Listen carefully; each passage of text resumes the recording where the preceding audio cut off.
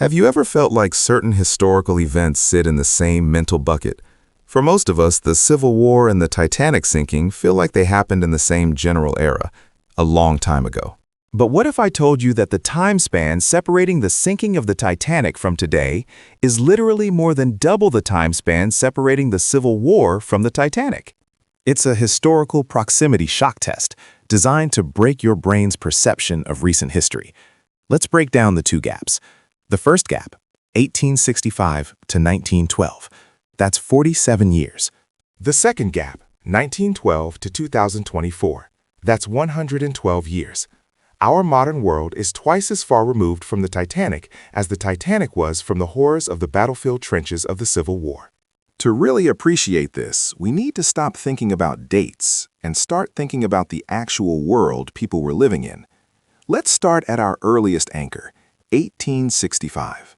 In 1865, the United States was scarred, reuniting, and operating primarily without electricity, without widespread modern plumbing, and certainly without cars or radio.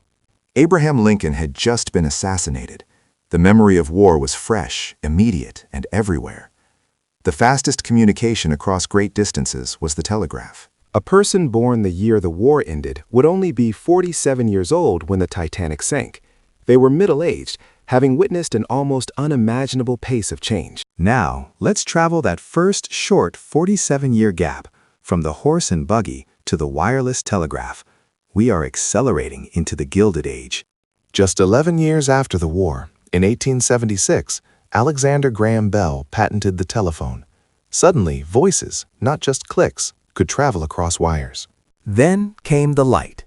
Thomas Edison perfected the commercially viable incandescent light bulb around 1879. Cities started to conquer the night. By the 1880s, the Victorian era reached its peak. The construction of massive steel-frame skyscrapers, like the 1884 Home Insurance Building, began redefining architecture. In 1888, George Eastman launched the Kodak camera, making photography accessible to the average person. Personal memory capture began to democratize. Only 30 years after the war ended, film changed everything. The Lumiere brothers screened the first motion picture in 1895. The world was suddenly visual. The turn of the century brought the automobile. By 1900, internal combustion engines were starting to displace horses in the major metropolises. And perhaps the most dramatic shift, flight. Just 38 years after the ACW, the Wright brothers flew at Kitty Hawk in 1903. Humans could defy gravity. By 1910, just 2 years before the Titanic, cars were common. Electricity was standard in urban homes, and air travel was real, though still perilous. The person who was 47 when the Titanic sailed had seen the world go from candlelight to electric light, and from battlefield silence to the buzz of wireless communication. This 47-year period was characterized by radical invention and the shift from an agricultural society to an industrial one. It was fast, but it wasn't the span of a lifetime. Now we arrive at 1912, the pinnacle of human industrial confidence, represented by the RMS Titanic. The technology that saved the few survivors? The wireless telegraph, an invention only 15 years old, transmitting signals to nearby ships. The mindset in 1912 was that humanity had conquered nature and solved most engineering problems. They couldn't predict the immense psychological and political shifts coming. Crucially, the people who were 47 years old when the Titanic sank were born during the Civil War. Their childhood stories were of Gettysburg and Vicksburg. Think about that direct link. Survivors of the Titanic could, and did, speak directly to people who remembered Lincoln's funeral. The Civil War was living history. We must now transition to the second, much longer gap, 112 years, stretching from the sinking of the Titanic in 1912 right up to today, 2024. If 47 years brought us from kerosene lamps to transatlantic liners, what does 112 years bring us? Everything. The scale of change is exponentially greater. Just 2 years after the sinking, the fragile peace of 1912 shattered with the start of World War I. The world entered an age of total warfare. The next 2 decades saw profound social changes. Women gained the right to vote in many Western nations, and the Roaring Twenties reshaped culture. But the decade ended in economic collapse with the Great Depression, fundamentally changing the relationship between citizens and government forever.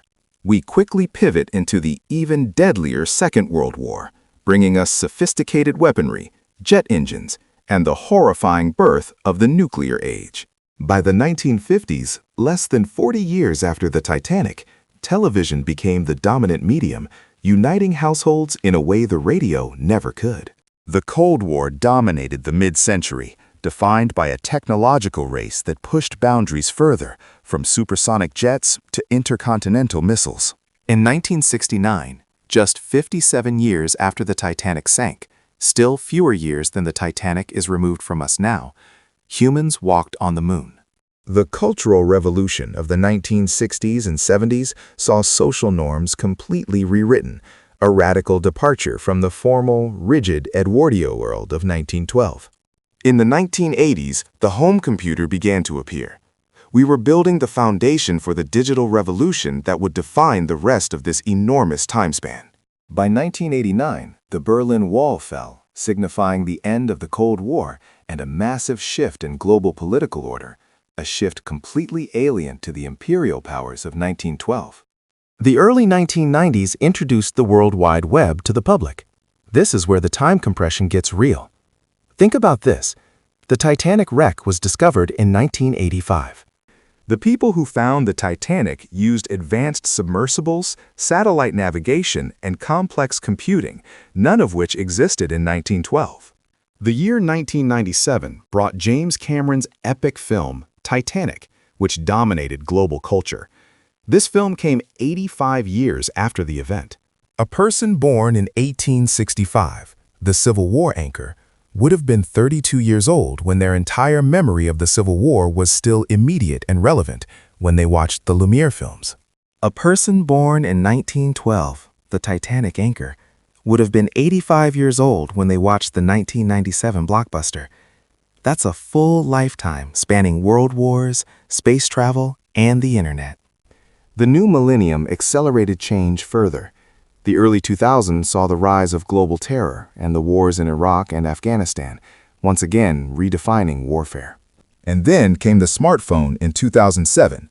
This single device holds more computing power than all the technology available in 1912 combined. Since 2007, we've gone from simple mobile apps to AI assistants, global streaming, social media dominance, and the beginning of the electric vehicle revolution. We are now 112 years past the Titanic. Think of the cultural anchor points we consider old that are still far closer to 1912 than 1912 was to 1865. The first McDonald's restaurant opened in 1940. That's 28 years after the Titanic. The Wright brothers' first flight was 47 years before that first McDonald's. Elvis Presley first appeared on The Ed Sullivan Show in 1956. That was 44 years after the Titanic. Elvis is further away from us today than the Civil War was from the Titanic. The entire tenure of the Beatles, from their rise to their breakup, occurred closer to the sinking of the Titanic than the end of the Beatles is to today. The Titanic sank a mere 47 years after the Civil War. That's about the time difference between the birth of hip-hop and the release of the PlayStation 5. Imagine watching a movie about the Civil War in 1912. That movie would be treating events that were as historically distant as films made about the Vietnam War are to us today. The people on the Titanic were fundamentally Victorian in their culture, clothing, and communication. Their world was recognizable to someone who fought in the Civil War. But someone from 1912 thrown into 2024, they would be adrift in a sea of digital technology, space exploration, global media saturation, and profoundly different social structures. The psychological weight of the two gaps is immense. The 47-year gap was a transition, a world becoming industrial. The 112-year gap was a transformation, a world becoming digital. The person from 1865 could still read a 1912 newspaper and understand the context. The language, the politics, the monarchies, it was familiar. The person from 1912 would look at a 2024 news feed and be confronted with AI, quantum physics, global climate politics, and social media platforms that defy description. So, the next time you think of the Titanic as ancient, remember its crew lived in a world where memories of the Civil War were still fresh enough to share across generations. The true historical gap we should marvel at is the journey from the sinking of that seemingly invincible ship to the launch of commercial space flights and the AI revolution. This comparison shows us that our collective historical memory often compresses the past, making the late 19th and early 20th centuries feel like one long, homogeneous old time. But in reality, the short span between the Civil War and the Titanic was a sprint toward modernity, while the long span since the Titanic has been a dizzying, accelerating explosion of transformation. We are living through the longest, fastest period of change in documented human history, and understanding our distance from 1912 helps put that into perspective. If this historical proximity shock test rattled your mental timeline, let me know in the comments what other historical periods feel closer or further than they really are. And of course, if you enjoyed this deep dive into historical chronology and technological evolution, don't forget to like and subscribe for more updates. We break down history, science, and culture every week.